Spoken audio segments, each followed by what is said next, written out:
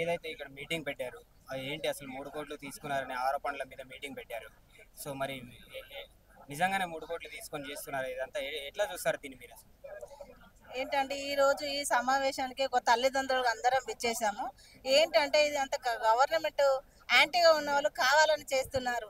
ఇంత ముందుకున్న TRS government ఇచ్చిన పోస్టులకు కూడా ఎన్ని కోట్లకు అమ్ముకున్నారు అన్నది దాన్ని తేలిస్తే ఇప్పుడున్న కాంగ్రెస్ గవర్నమెంట్ ఎన్ని కోట్లు అనేది బేరంగా తెలుస్తుందండి. ఇది అంత పిల్లల మీద రాజకీయంగా ఉపయోగిస్తుందండి. కష్టపడి చదివిన పిల్లలకు న్యాయం లేకుండా అయిపోయిందండి. మేము ఎంతో కష్టపడి పిల్లల్ని ఒక పుస్తకంలో పురుగులా చదువుకున్న పిల్లల భవిష్యత్తును నాశనం చేస్తున్నారండి ఈ రోజు రాజకీయంగా. దీనికి జ్యుడిషియల్ వ్యవస్థ న్యాయం చేయాలని కోరుకుంటున్నాను. అయితే ఏదైతే ఈ తీసుకున్నారు 3 కోట్లు అనే విషయం ముందు 1700 కోట్లకి స్కామ్ జరిగింది అని చెప్పేసి బీఆర్ఎస్ నేతలు చెప్తా ఉన్నారు. అది అంటే ఎట్లా చూస్తారు దాన్ని?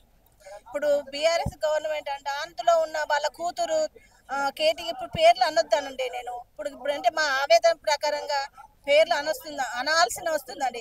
మీరు ఎంత తీసుకున్నారు, మీరు ఇచ్చిన పోస్టులకు ఎంత అమౌంట్ తీసుకొని పోస్టులు ఇచ్చారు. ఇప్పుడున్న కాంగ్రెస్ గవర్నమెంట్ ఇన్ని సంవత్సరాలకు ఒక గ్రూప్ 1 పోస్టులు గ్రూప్ 1, 2, 3 ఫిల్అప్ చేద్దామని చూసే టైంకు పిల్లలు చేసి ఆల్రెడీ మెడికల్ టెస్టులు అన్ని టెస్టులే మా బాబులకు ఇక మా పిల్లలు జాబ్ లో ఎక్కుతారు అని ఒక సంతోషం ఉన్న టైంలో మేము నిరుత్సాహపరిచిందండి. మా పిల్లలు కానీ మేము పేరెంట్స్ కానీ ఏమైనా చేసుకుంటే ఎవరు అండి బాధ్యులు? మాకు న్యాయం చేయాలండి. Subscribe us and press the bell icon for more interesting updates.